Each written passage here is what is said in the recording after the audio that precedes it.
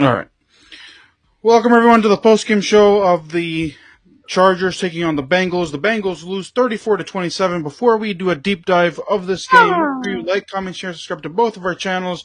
Follow us all on TikTok. Turn the post notification bell so that way you don't miss any more of these streams, videos, shorts, everything that we do. Support our PayPals. With that out of the way, let's go ahead and let's get started. Listen, I thought I was going to come on here and say same old Chargers because the Chargers were actually killing the Bengals in the first half and a little bit into the third quarter when they were up 27-6. However, the Bengals had 3 straight touchdown drives, tied it up, and the Chargers could not respond for all that they were worth until the 2-minute warning hit. They were able to get off the field a couple of times, and then they finally got that last-minute drive where J.K. Dobbins ran it in for the touchdown, and then the Bengals tried but failed, and now their season is most likely done and over with. So the Bengals, another disappointing loss. They choked again. Joe Burrow choked again. Add that to the ledger of losses that he's had, and proving that he's not clutch. Like other people think that he's clutch, but he's not. Comparing him to Tom Brady 2 years ago. Are you shitting me? Oh, jeez. So those are my takes. Again, not the same old Chargers. I take it because they found a way to win. Justin Herbert, yes, it was frustrating at times because the wide receivers kept on dropping passes. That's something they gotta fix, especially with Baltimore coming to town. So we'll see how that goes. Anyway, Jason, Aaron, what are your thoughts?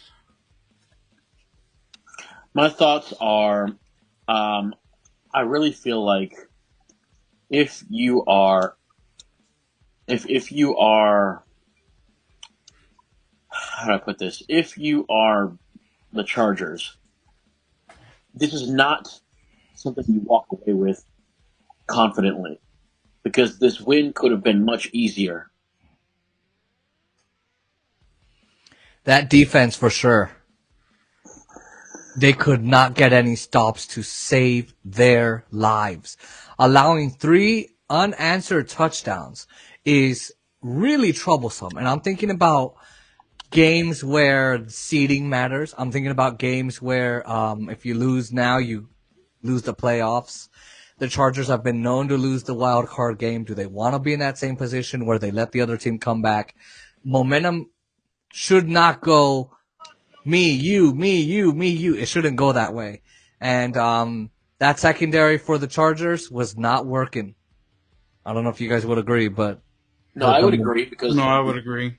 Well, and here's the thing: if it wasn't for Joe Burrow and his, I wouldn't say inaccuracies, but his inability to get his playmakers the ball, Jamar Chase, for all intents and purposes, should have had a 200-yard receiving day. But he also couldn't bring in any catches either. So But that's my point. Is there's just a lack of communication between receiver and quarterback. There needs to be more accountability here. There needs to be. And on the part of the Chargers, you let a team come back like that, and there's, like Oscar said, there's problems where Herbert the pervert's receivers, they keep dropping a lot of balls. That second half was heavy momentum shift until the Chargers realized, oh, we could lose. And look, had it not been for those 2 missed field goals by that kicker, this would have been a different result. Yeah, for sure. And well, and that honestly, and to be completely honest with you, that is the difference with good play calling and bad play calling. Because if I were Cincinnati in that situation, I would have tried to run the ball up because they had a chance to run out some clock. I would have run the ball up the middle. I would have gotten it as close as I could to make it easier for my kicker because he did not miss that second field goal by much. But and it went by wide left, and it was kind of the same thing. Yeah. So I would maybe look at a new kicker or at least work on those drills with him. Well, here's the thing about the kicker thing. It wasn't on him. They basically they had a new holder and a new snapper too. So like when you don't have the guys that are supposed to execute that as well, that could also play a part in it. Sure, yeah. I just think, look, the Chargers are getting used to comebacks. And the fact that they can come back like this, it shows you when the communication's good and buzzing, it's humming. And you could tell. So I think the Chargers and Bengals both need communication help between receiver and quarterback, running back, quarterback.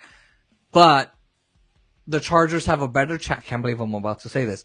The Chargers have a better chance at the playoffs than the Bengals. So if I were the Chargers, if I'm Jim Harbaugh, I'm fixing that issue right there. This game could have been over if they would have scored at least once in the third quarter. Right. Or at least a few more points in the third quarter because they did get that field goal, but it wasn't enough. Right, and to blow a 21-point lead, as my iPad just said, I mean, just bad. But if I'm Jim Harbaugh, I'm talking to all my receivers and all my quarterbacks, and I'm redoing my play calls because something's wrong there. And you guys have a really good chance at the playoffs. So that needs to be fixed. You know what else stopped in the second half that was actually helpful for the Chargers? Is running the ball, not just with the running backs, but they also had Justin Herbert himself. Exactly. They also had design runs for Justin Herbert, and that caused the offensive play calling to be a lot more balanced, being able to fool defense, to being able to fool the defense. And it is for that reason that right now you're in a situation, if you're the Chargers, where,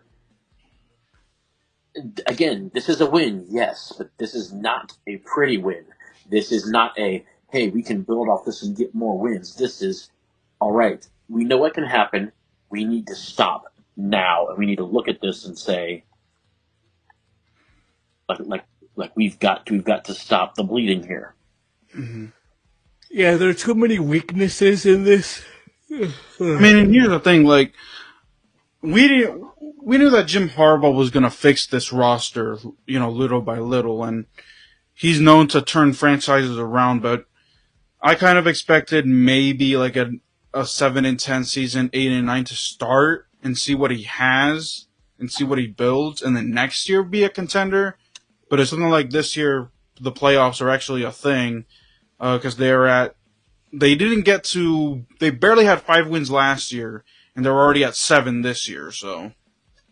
Well, I mean, they can build off of it, yes, but again, if you can't put teams away, if you can't shut the door, you're done. You're in trouble. You're in very big trouble. And if you still leave those weaknesses and weak points on the field, you are in definite deep trouble, because not only can you not close the door, but your weak points are keeping you from closing the door on those teams. I mean, Baltimore will be their test. Baltimore will be their test. Yep. And Baltimore needs to clean up their act too. Yes, we do. Yes, we do. I've never seen worse football play in my entire life. Have you met the Cowboys? I mean, and this week they may be worse. You never know. But all right. What is y'all's prediction for next week's Ravens Chargers game? Like, Ravens by 15. I'm gonna say Ravens by 7. I'm gonna say Ravens by 7 too. I think that I think the Ravens, first off, the Ravens need to start looking at life after Justin Tucker, if there is a life after Justin Tucker. Because there is no kicker in NFL history who will ever be able to equal what he was able to do. And actually, circling back to that, actually, thank you for reminding me. For example, like, the 2 missed field goals that the Bengals had put the Chargers 10 yards away from midfield, and you're telling me that you couldn't get at least 3 points? At least. Like, there's things that they gotta fix that as well, because the field position battle, because if they don't score points, say what you will, Aaron, I think the Ravens are not the Bengals, and they're actually gonna capitalize on Chargers leaving points out on the field. Well, because and I will back that up by saying the Bengals left them in really good position. Do you get what I mean? Like they left them in a good enough position to get to the red zone and get to the end zone. Do you get what I mean? Like if a team is literally handing you a win, you need to capitalize. And what are the Ravens going to do? Rest Derrick Henry for like until the fourth quarter, and Derrick Henry's going to come and score a couple rushing touchdowns, and there you go. The Ravens win. That's the thing is I think the Chargers' mistakes are going to allow the Ravens to take advantage of weaknesses, take advantage of mistakes, take advantage of just bad play calls and bad communication, and that's why I think it'll be at least 15 max. Well, so I think that it's going to be there'll be one difference between the Ravens and the Bengals. The Bengals could not hook up on their big plays. Mm-hmm. The Ravens will be able to. Yes. Yep. If it's not Zay Flowers, it's gonna be Isaiah Likely. If it's not Isaiah, Mark Andrews, it's gonna be Mark Andrews. And if it's not Mark Andrews, it'll be Derrick Henry. If it's not Derrick Henry, there's always, and look, we talked about this, Oscar, with the Golden Knights, right? When we were streaming the Stanley Cup and talking about it. If you have depth, that was what was going to win the game for the Golden Knights. Was they had a lot of depth. Every line could do something. Every single line could do something for you. The fact that the Ravens have that depth, okay, if I can't get Zay Flowers to do it, I got Isaiah Likely. Okay, I can't get Isaiah Likely to do it, I got Mark Andrews. Okay, I can't get him to do it, I got Derrick Henry. You guys have 4 players, maybe even more, plus Lamar, 5. Well, and Lamar himself. Really do something to you. Exactly. Now, can Lamar beat Patrick? That's gonna be to be seen. That's gonna be something Nobody else. can beat Patrick. I think the only reason the Bills won that is because defense against the special teams and Josh Allen himself. That was a good game. Anyway, all right. Any more thoughts before we end this?